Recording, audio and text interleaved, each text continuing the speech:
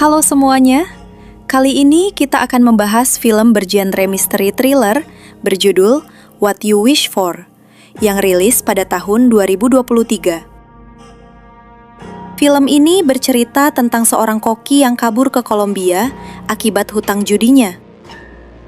Di sana, ia pun menumpang di villa tempat temannya. Awalnya semuanya tampak normal, hingga temannya itu tiba-tiba bundir di villa tersebut. Ia pun mengambil identitasnya, guna melunasi hutang judinya itu. Namun yang ia tidak sadar, kalau keputusan itu justru menyeretnya ke dunia yang jauh lebih gelap dan juga berbahaya. Film diawali dengan memperlihatkan seorang pria bernama Ryan, yang baru saja sampai di bandara Kolombia, untuk menemui temannya di sana. Awalnya Ryan hendak menaiki taksi di sana, namun ternyata di tempat parkir mobil sudah ada supir yang menunggunya di sana. Di tengah perjalanan panjang jauh di dalam hutan, Ryan pun mendapat surat dari temannya bernama Jack yang menyambut kedatangannya itu. Ryan pun akhirnya sampai di sebuah villa dengan kode yang sudah diberikan oleh Jack sebelumnya di surat tadi.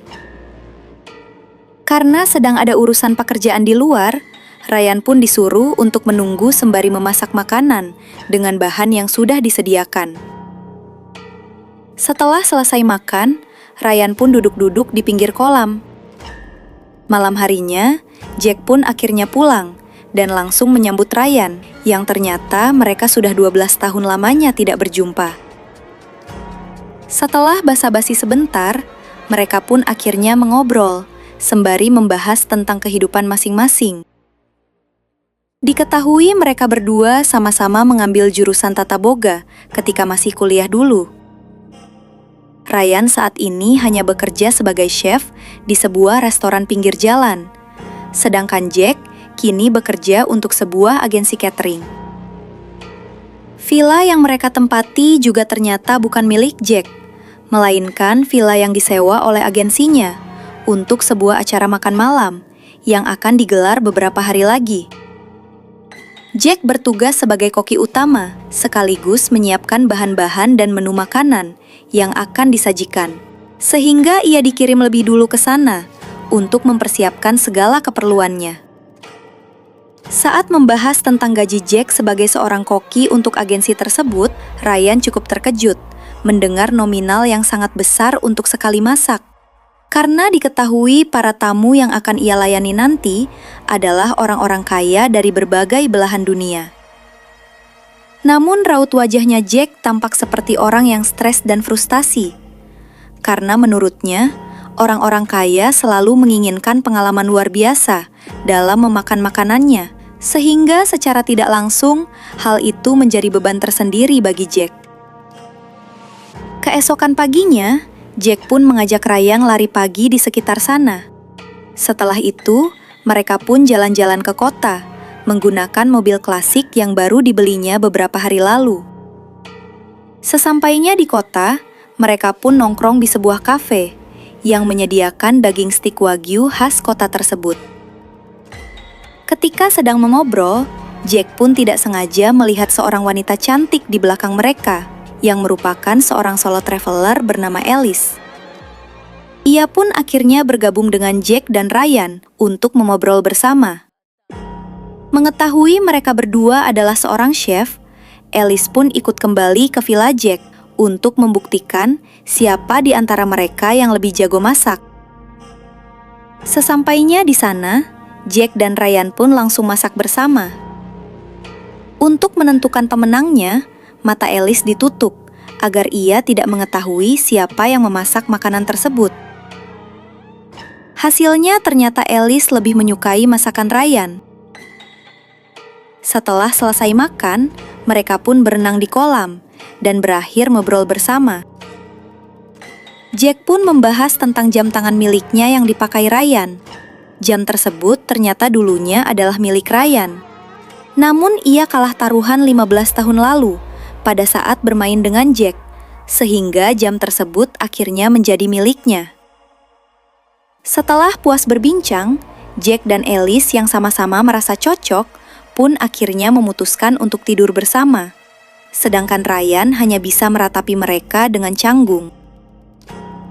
Keesokan harinya, Ryan yang baru bangun langsung disambut dengan sebuah pesan dari seorang rentenir yang menagih hutang-hutangnya. Akhirnya terungkap bahwa selain ingin menemui sahabat lamanya Jack, Ryan juga ingin menghindari para penagih utang yang hampir setiap hari meneror dan terus mendesaknya untuk segera melunasi semua hutangnya. Tak lama setelah itu, tampak Jack yang baru saja pulang setelah mengantarkan Alice ke hotel tempatnya menginap. Setelah mengobrol sebentar, Jack pun izin keluar lagi untuk mengurus pekerjaannya. Setelah Jack pergi, Ryan diam-diam membuka laptop milik Jack yang masih menyala dan melihat akun rekeningnya yang berisi uang sebanyak 1.700.000 euro. Malamnya mereka berdua pun kembali mengobrol bersama. Namun kali ini, mereka lebih membahas tentang hal-hal yang lebih personal. Jack pun berbicara seolah-olah ia adalah orang paling susah dan menderita di dunia. Padahal ia punya banyak uang di akun rekeningnya. Ryan pun sempat ingin membicarakan tentang masalah hutangnya. Berharap Jack akan meminjamkannya uang untuk melunasi hutangnya. Namun melihat Jack yang terus berbicara soal dirinya yang kesepian dan hanya bekerja terus-terusan selama ini, Ryan pun akhirnya mengurungkan niatnya tersebut. Keesokan paginya, Ryan pun tampak terkejut saat menemukan Jack yang ternyata sudah meninggal dunia akibat bundir dengan gantung diri. Namun anehnya, Ryan tidak langsung menghubungi polisi dan malah duduk sambil merenungi apa yang harus ia lakukan terhadap mayat Jack. Setelah berpikir cukup lama, Ryan pun akhirnya menurunkan mayat Jack dan membobol laptopnya Jack untuk mengambil semua uang dari rekeningnya itu. Namun karena tidak bisa masuk ke dalam akun banknya, Ryan pun diminta pergi ke bank untuk melakukan verifikasi penggantian akun. Namun sebelum itu, Ryan pun memesan SIM palsu di internet dengan nama Jack dan akan dikirim dalam waktu 3 hari lagi.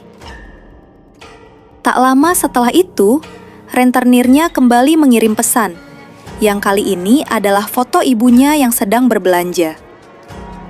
Ryan pun berusaha meminta keringanan selama seminggu, dengan tambahan uang sebesar $50.000 yang akhirnya disetujui rentenir tersebut.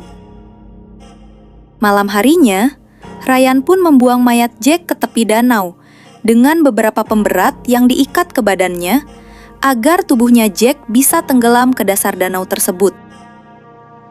Keesokan harinya saat sedang duduk di sebuah kafe, ternyata rentenirnya tidak mau menunggu beberapa hari lagi, meskipun sudah ditawarkan tambahan uang yang lebih banyak dan tetap memaksa Ryan untuk segera melunasi semua utangnya hari itu juga. Dalam perjalanan ke villa, Ryan pun berusaha meminjam uang ke temannya dan berjanji akan mengembalikannya 3 kali lipat minggu depannya. Namun temannya tidak berniat meminjamkannya karena mengira Ryan akan menggunakannya untuk berjudi lagi. Sesampainya di villa, terlihat ada mobil yang sudah terparkir di sana. Ketika masuk di dalam, ternyata mereka adalah orang-orang dari agensi yang bernama Imogen dan juga Maurice. Hari itu juga ternyata adalah pertemuan pertama mereka, sehingga Imogen tidak mengetahui wajah asli Jack. Ryan pun langsung memanfaatkan kesempatan itu untuk melunasi utangnya dengan meminta Imogen mengirimkan sebagian gajinya terlebih dahulu. Ia pun langsung mengirimkan uang tersebut kepada rentenirnya, yang membuat Ryan tampak sangat lega. Ketika ditanya sudah sejauh mana persiapannya dan menu apa saja yang akan dihidangkan, Ryan pun beralasan kalau ia belum menyiapkan bahan-bahannya karena tidak mengerti bahasa Spanyol. Imogen pun tampak kesal, namun ia langsung membawa Ryan ke sebuah gereja untuk memilih korbannya. Akhirnya diketahui kalau ternyata agensi Imogen dan Maurice adalah sebuah organisasi rahasia yang menyediakan jasa memasak daging manusia untuk orang-orang kaya yang menginginkan pengalaman berbeda dalam mengonsumsi suatu makanan. Awalnya Ryan tampak kaget dan berusaha menolak pekerjaan tersebut. Namun Imogen langsung mengancamnya untuk membuat makanan yang enak atau nyawanya akan menjadi taruhannya.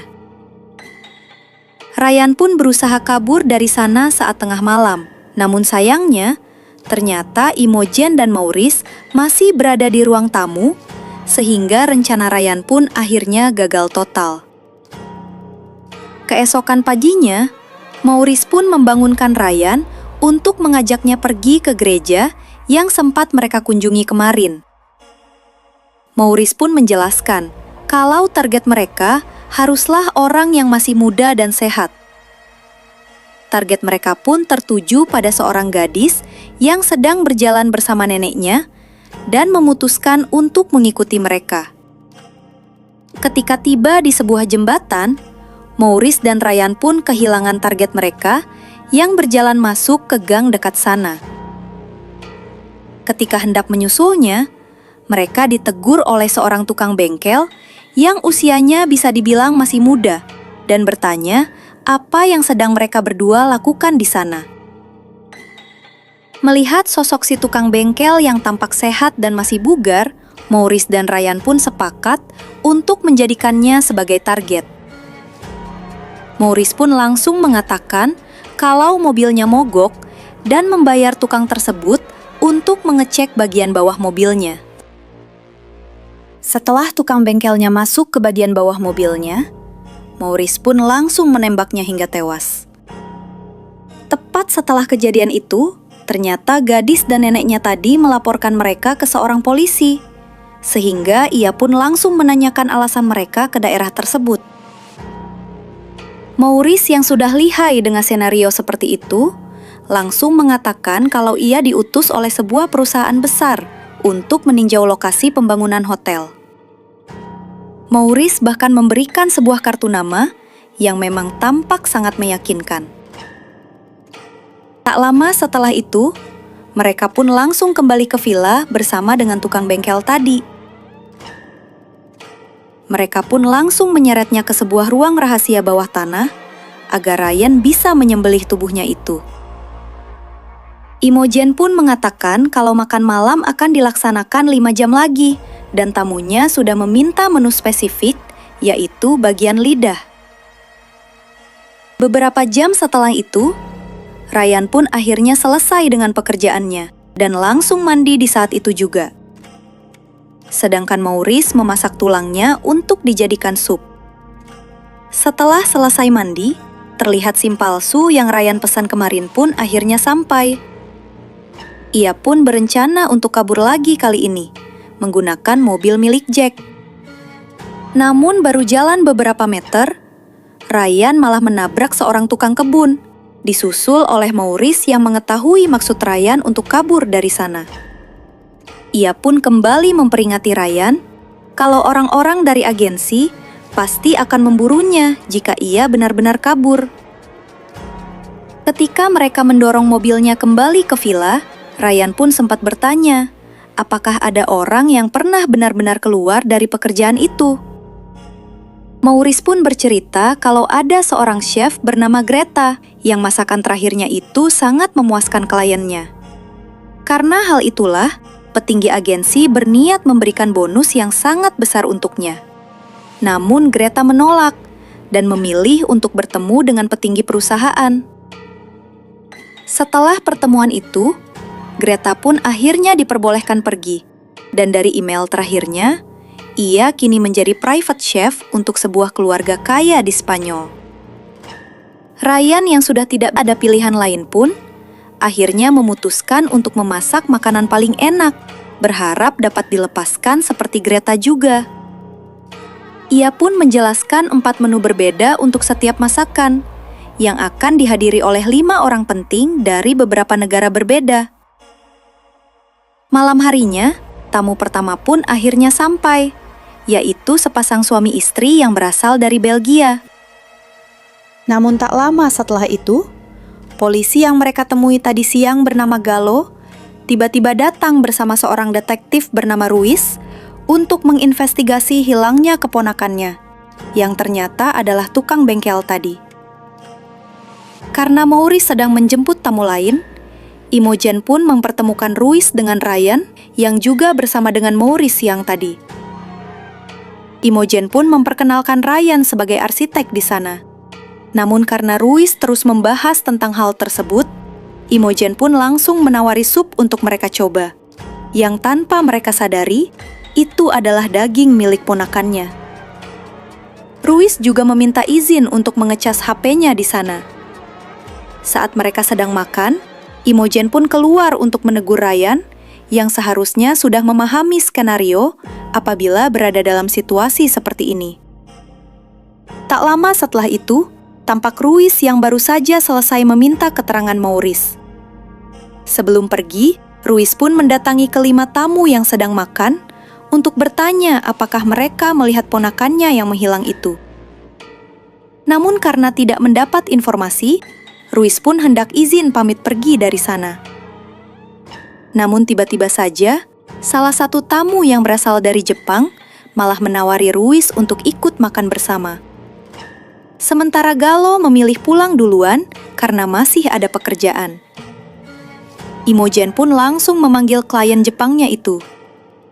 Namun kliennya langsung mengatakan kalau orang-orang kaya seperti tamu lain butuh pengalaman yang tidak biasa, pengalaman yang memicu adrenalin, sehingga ia sengaja mengajak Ruiz untuk makan bersama, guna menambah semacam tantangan yang membuat makan malamnya menjadi semakin menarik.